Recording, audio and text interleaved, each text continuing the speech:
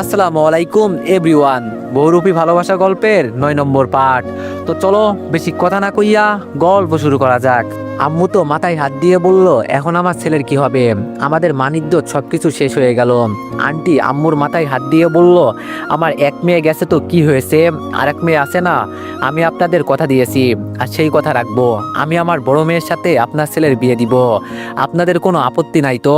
আম্মু শুধু বলল, ভালোই ভালোই মান সম্মান নিয়ে বাড়িতে যেতে পারলেই হলো। তাছাড়া আপনার বড় মেয়ে সেনাবাহিনীর মেজর, ওকে এই বিয়েতে। আন্টি বলল, আপনার কোনো চিন্তা করতে হবে না, এর হিসাব আমাদের উপর ছেড়ে দেন। ওকে আমি রাজি করে নিয়ে আসছি। বাবা, তোমার কোনো সমস্যা নাই তো? আমি মাথা নিচু করে বললাম, আমার সাথে এমন কিছু হবে জানলে এখানে আসতাম না। শুধু আম্মুর মুখের দিকে তাকিয়ে এখানে আসছি। আপনারা যা ভালো বোঝেন তাই করেন। আন্টি আর কিছু না বলে ভিতরে চলে গেল। আমি নিচে বসে বসে মনে মনে বললাম, রিমি ম্যাডামের বোন খুব ভালো কাজ করেছে। ভাবি নাই হঠাৎ করে এইসব হয়ে যাবে। তবে যা হয়েছে আমি মনে করি বেশ ভালোই হয়েছে। রিয়া আমার কানে কানে বলল, কি ব্যাপার মামা, তোরে এখন খুশি খুশি লাগছে? ভালোই তো হয়েছে তোর। হ্যাঁ, আমি রিয়ার দিকে তাকিয়ে বললাম, আস্তে কথা বল, কেউ শুনে ফেলবে। কিছুক্ষণ পর আমাকে কোণের সাথে বসানো হলো। এটা যে রিমি ম্যাডাম আমার বিশ্বাসই হচ্ছে না। ওনাকে আমি সবসময় সেনাবাহিনীর পোশাকে দেখছি, কিন্তু আজকে এই প্রথম আমি ওনাকে লাল শাড়িতে দেখছি। তবে ওনার মুখটা দেখতে আমার খুব ইচ্ছে করছে। আমি বিশ্বাস করতে পারছি না আমি রিমি ম্যাডামকে বিয়ে করতে যাচ্ছি। আসলেই কপালে থাকলে সব কিছু আপনা আপনি হয়ে যায়। ভাগ্য আমার কত ভালো, রিমি ম্যাডাম আমার বউ হচ্ছে। আমি আবার আমার ছোটবেলার ভালোবাসা ফিরে পাচ্ছি।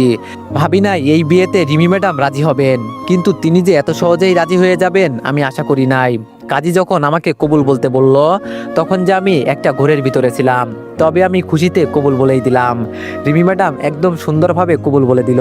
ভাবি নাই রিমি ম্যাডাম কবুল বলবে। তবে আজকে আমার সব কিছু যেন স্বপ্ন স্বপ্ন মনে হচ্ছে। রিমি ম্যাডামকে বিয়ে করব আমি স্বপ্নেও ভাবি নাই, কিন্তু এখন মনে হচ্ছে স্বপ্নের থেকেও আমি বড় কিছু পেয়ে গেছি। তবে একটা জিনিস দেখে আমি বোকা হয়ে গেলাম। সবাই বলে বউ নাকি প্রথম প্রথম নিজের বাড়ি থেকে স্বামীর বাড়িতে গেলে একটু কান্না করে, কিন্তু তার কোনো কিছুই রিমি ম্যাডাম করছে না। তবে আমার কি, আমার এইসব দেখে লাভ আছে? আপু রিমি ম্যাডামের হাত ধরে গাড়ির কাছাকাছি আনতেই রিমি ম্যাডাম দাঁড়িয়ে গেল। আপু আস্তে করে বলল, আগে গাড়িতে ওঠো, অনেক ধকল গিয়েছে তোমার উপর। আপুর কথা শুনে রিমি ম্যাডাম মুখ থেকে ঘুমটাটা সরিয়ে জোরে চিৎকার দিয়ে বলল, ব্যাস অনেক হয়েছে আর না। আম্মুর কথা শুনে আমি এই বিয়েতে রাজি হয়েছি। আম্মু বিষকে মারা যাবে বলে আমি এই বিয়েতে রাজি করিয়েছে, নইলে আমাকে এই পৃথিবীতে কেউ এসে কবুল বলাতেও পারতো না। বিয়ে করেছি বলে সংসার করতে হবে এটা কোনো কথা না।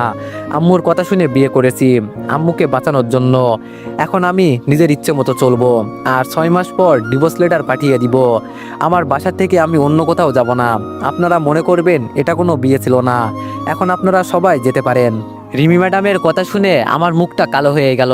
আমি ভাবতেও পারি নাই রিমি ম্যাডাম এত কিছু বলে দিবে। রিমি ম্যাডাম তার আম্মুকে বাঁচানোর জন্য এইসব করেছে। তবে তাকে জোর করা হয়েছে, কিন্তু তাই বলে তিনি আজকে ডিভোর্সের কথা বলবেন?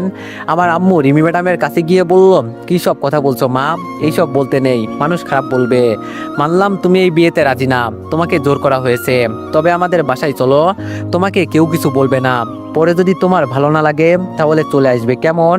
রিমি ম্যাডাম আম্মুর হাত ছাড়িয়ে আম্মুকে জোরে ধাক্কা দিয়ে বলল, আপনি আমাকে এই কথা বলার কে? আপনাকে আমি চিনি না।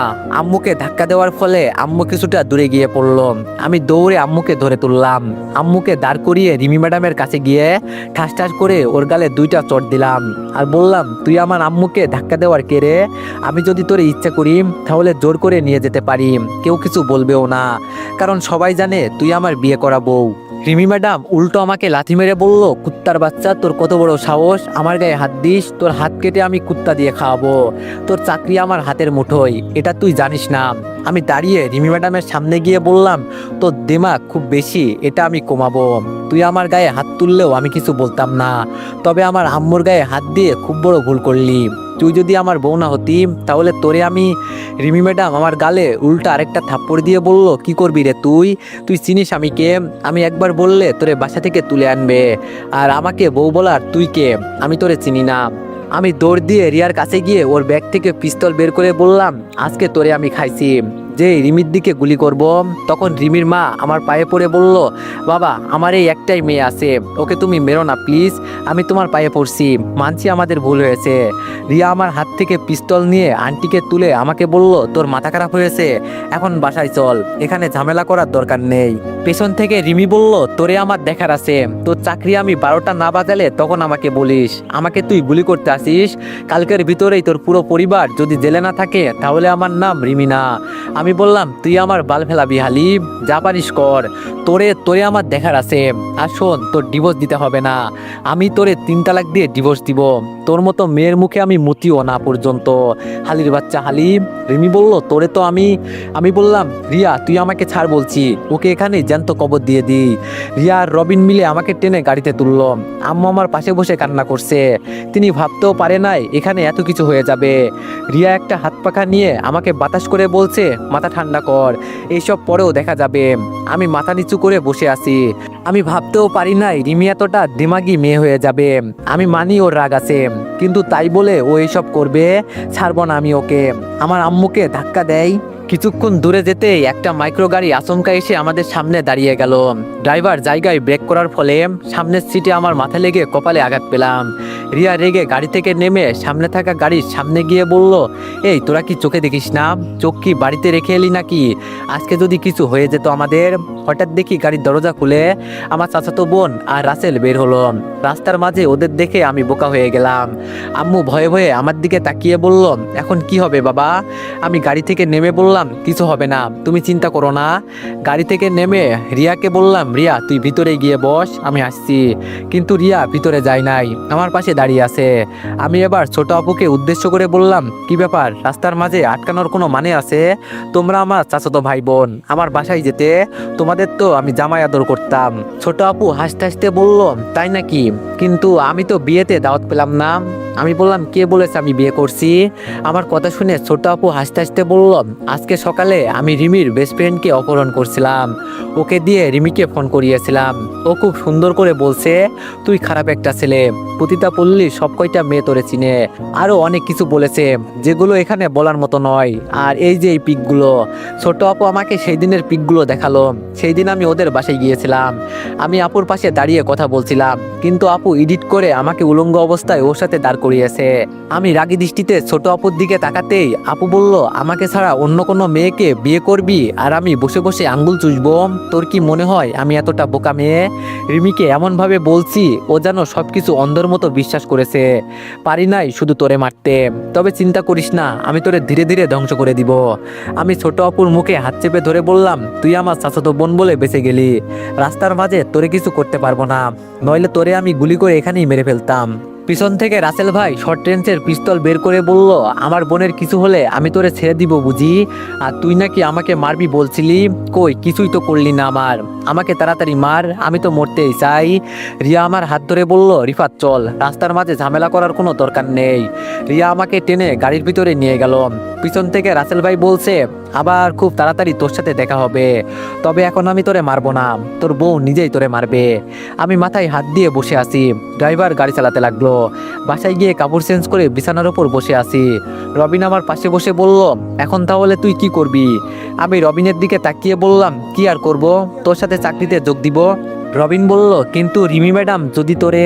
আমি বললাম, উনি আমার কিছুই করতে পারবেন না, তুই কোনো চিন্তা করিস না। হঠাৎ করে আপু আর আম্মু ভিতরে ঢুকে বলল, কিরে রিফাত কি করিস? আমি আপুর কথা শুনে বললাম, কি আর করব, বসে আছি। আপু আমার পাশে বসে বলল, দেখ আমি চাই তুই কোনো ঝামেলা করিস না, একটা মেয়ে গেছে তো কি হয়েছে, দেশে মেয়ে কম আছে, আমি চাই না তুই কোনো ঝামেলায় পড়ে যা। আম্মুর দিকে একবার তাকিয়ে দেখ, তিনি কতটা কান্না করছেন আজকে, তোর জায়গায় আমি হলে ওর চুল ছিঁড়ে ফেলতাম। থাক এইসব কথা এখন বাদ দে, চাকরিতে যাবি কবে আবার? আমি বললাম, 1-2 দিনের ভিতরে আবার যোগ দিব, তুই কোনো চিন্তা করিস না। আপু হাসি দিয়ে বলল, আমি তো এটাই চাই, বাদ দে, কি হয়েছে না হয়েছে এগুলো চিন্তা করে কি লাভ, নিজের কাজে ফোকাস কর, ভাগ্যে যা আছে তাই হবে, কোনো চিন্তা করিস না। আমি বললাম, আপু বলল, আমাদের আজকে যেতে হবে, তোর দুলাভাই দোকান রেখে আসছে। আমি বললাম, তোর যা মন চায় তাই কর। আপু বলল, আম্মুকে আর মাইকে আমার সাথে নিয়ে যাই, কিছুদিন থেকে ফিরে আসবে। আমি আপুর দিকে তাকিয়ে বললাম, ওরা গেলে নিয়ে যা, সমস্যা নেই। আপু বলল, তুই রান্না করতে পারবি? আমি বললাম কাজের বুয়াকে দিয়ে সবকিছু করিয়ে নিব, তোর চিন্তা করতে হবে না। আপু আর কিছু বলে নাই, আম্মুকে নিয়ে চুপচাপ বের হয়ে চলে গেল। বিকালে আমি রিয়ার রুমে চলে গেলাম। রিয়াকে কম্পিউটারে কিছু একটা করতে দেখে বললাম, অনলাইনে কাজ করিস নাকি আজকাল? রিয়া আমার দিকে তাকিয়ে বলল, ও তুই? না, অনলাইনে কাজ করি না তো, তবে সময় পেলে করি। কি করব, একা একা আর ভালো লাগে না। তবে তোর সাথে যা হয়েছে আমি কখনো এটা আশা করি নাই। আমি বিছানায় বসে বললাম, তুই তো খুব খুশি না? রিয়া বলল, এটা আবার কেমন কথা বললি? আমি খুশি মানে? আমি বললাম, বাদ দে, কিছু না। রিয়া বলল, ওরা কি তোর চাচাতো ভাই বোন? আমি বললাম, ওরা আমার চাচাতো ভাই বোন। রিয়া বলল, তাহলে তুই এখন কি করবি? আমি বললাম, নিচের রুমে যাওয়ার পাসওয়ার্ড দে। রিয়া আমার কথা শুনে একটু অবাক হয়ে বলল, কি? আমি বললাম, তুই নিচে যাওয়ার পাসওয়ার্ড দে। রিয়া দেয়ালের কাছে গিয়ে আমাকে পাসওয়ার্ড দিল। আমি ভিতরে যেতে যেতে বললাম, তুই যে বলেছিলি কেউ একজন আমার সাথে কাজ করবে, সে কোথায়? রিয়া বলল, আমি তাকে তো বলি নাই, তবে তুই যদি বলিস কালকে থেকে সে আসবে। আমি বললাম, যত তাড়াতাড়ি পারিস বল আসতে, আমি আজকে থেকে কাজ শুরু করতে চাই। আর এখন কেউ কি কোনো? রিয়া আমাকে কম্পিউটার স্ক্রিনে দেখিয়ে বলল, এই ছেলেটাকে দেখ, ও 2 দিন আগে একটা 5 বছরের ছেলেকে হত্যা করেছে, এর সাথে ওর বউ জড়িত। ছেলেটাকে মূলত মারা হয়েছে প্রতিশোধ নেওয়ার জন্য, তবে সেটা কি কারণে জানতে পারি নাই। আমি সামনে থাকা ছোট্ট একটা চাকু হাতে নিলাম। এটা বেশ ছোট, কিন্তু এর ডিজাইন মারাত্মক, পুরোই মাথা নষ্ট। রিয়া আমাকে প্রশ্ন করলো, তাহলে তুই এখন কি করবি? আমি বললাম, অনেক কিছু করব, তুই শুধু আজকে রাতে আমাকে সাহায্য করবি, পরে তোর কিছু করতে হবে না। রিয়া বলল, কিন্তু রিফাত। আমি বললাম, কোনো কিন্তু নয়, তোর আমার সাথে যেতে হবে, এটাই ফাইনাল। রিয়া বলল, তুই কি করবি সেটা তো বললি না? আমি বললাম, অনেক কিছু করব, যা তোর ধারণার বাইরে। রিয়াকে নিয়ে রাতে বাসা থেকে বের হলাম। রিয়া যে ছেলেটার কথা বলল, আমি সরাসরি ওদের বাসার সামনে চলে গেলাম। আমার মুখে মাস্ক লাগানো আছে। রিয়াকে আমি নিরাপদে একটা জায়গায় রেখে আসছি, শুধু বলছি আমি কল দিলে যাবি। দরজার সামনে গিয়ে কলিং বেল দিতেই ছেলেটার বউ এসে দরজা খুলে দিয়ে বলল, কি চাই এখানে? আমি বললাম, আপনার হাজবেন্ড বাসায় আছে, ওর সাথে আমার কিছু কথা ছিল। মেয়েটা বলে বলল, আপনি ভিতরে আসেন, ও টেবিলে বসে খাবার খাচ্ছে। আমি ভিতরে গিয়ে দেখি ছেলেটা বসে বসে খাবার খাচ্ছে। ছেলেটা আমাকে দেখে বলল, কি চাই এখানে? তোমাকে তো চিনলাম না। আমি পিস্তল বের করে ছেলেটার পায়ে আর মেয়েটার পায়ে গুলি করে ছেলেটার মুখে পিস্তল ঢুকিয়ে দিলাম, আর ওর বউয়ের মুখে রুমাল গুজে দিলাম, যাতে ওরা কোনো কথা বলতে না পারে। কোনো মতে ওদের হাত পা বেঁধে নিয়ে নিচে ফেললাম। রিয়াকে কল দিতে রিয়া ভিতরে আসলো। রিয়া এসে তো আমার দিকে তাকিয়ে চোখ বড় বড় করে ফেললো।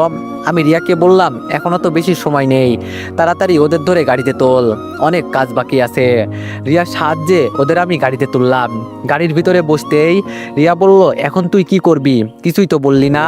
আমি সরাসরি রিমি ম্যাডামের বাসার সামনে চলে গেলাম। রিয়াকে বললাম, তুই কোনো কথা বলিস না, আমাকে আমার কাজ করতে দে। চারিদিক একদম নিস্তব্ধ, রাস্তায় কোনো চলাচল নেই। রিমির বাসার লাইট অফ, ওরা হয়তো ঘুমিয়ে গেছে। আমি পিছন থেকে ওদের নামিয়ে ওদের হাত পা কেটে রিমি ম্যাডামের বাসার সামনে ফেলে দিলাম, আর ওদের বডিগুলো গাছের সাথে রশি দিয়ে ঝুলিয়ে দিলাম।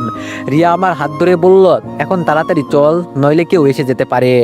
আমি গাড়িতে উঠে বললাম, খেলা তো মাত্র শুরু করেছি, সামনে অনেক সময় আছে, যা দেখে মানুষ পুরাই বোকা হয়ে যাবে। রিয়া ড্রাইভিং করতে করতে বলল, তুই কি করতে চাস বলতো? আর রিমি তোর বিয়ে করা বউ, ওর সাথে এটা করা ঠিক হয়েছে? আমি বললাম, ওকে আমি ডিভোর্স দিব। আগে আমি ওকে যতটা পছন্দ করতাম, এখন তার থেকে বেশি ওরে আমি ঘৃণা করি। রিয়া বলল, তোর বাসার কেউ জানতে পারলে কি হবে জানিস তো? আমি বললাম, কেউ জানবে না, তুই এইসব নিয়ে চিন্তা করিস না। রিয়া বলল, তোর পুরো শরীরে রক্ত লেগে আছে। আমি বললাম, এখান থেকে গিয়ে গোসল করে নিব, তোর চিন্তা করতে হবে না। হঠাৎ রিয়া গাড়ি থামিয়ে বলল, রিফাত দেখ তো, এটা তোর চাচাতো বোন না? মাত্র ক্লাব থেকে বের হয়েছে মনে হচ্ছে। আমি ভালো করে তাকিয়ে দেখি, এটাই তো আমার চাচাতো বোন। ও শরীরে কেমন ছোট ছোট কাপড় পরানো আছে। আমি তাড়াতাড়ি গাড়ি থেকে নেমে আমার ছোট বোনের সামনে চলে গেলাম। ও হঠাৎ করে আমার ওর সামনে দেখে বোকা হয়ে গেল, তবে ওর চোখে ভয়ের একটা ছাপ আমি দেখতে পারছি। পকেট থেকে ছোট চাকুটা বের করে বললাম, এটা দিয়ে মাত্র কিছু একটা করে এসেছি, এজন্য শরীরে রক্ত লেগে আছে। তাছাড়া তুই এখানে কি করিস? ছোট আপু বলল, রিফাত তুই এখানে? আমি বললাম, বলি যদি আমি তোরে এখানে মারতে এসেছি। ছোট আপু ভয় পেয়ে একটু পিছনে গিয়ে বলল, মানে? আমি বললাম, আরে ভয় পাস কেন, মারবো না আমি তোরে। তাছাড়া তুই এখানে আবার নষ্টামি শুরু করে দিলি, মনে হচ্ছে কোন বেটার সাথে ভিডিও শ্যুট করলি। ছোট আপু বলল, দেখ রিফাত, আমাকে যেতে দে।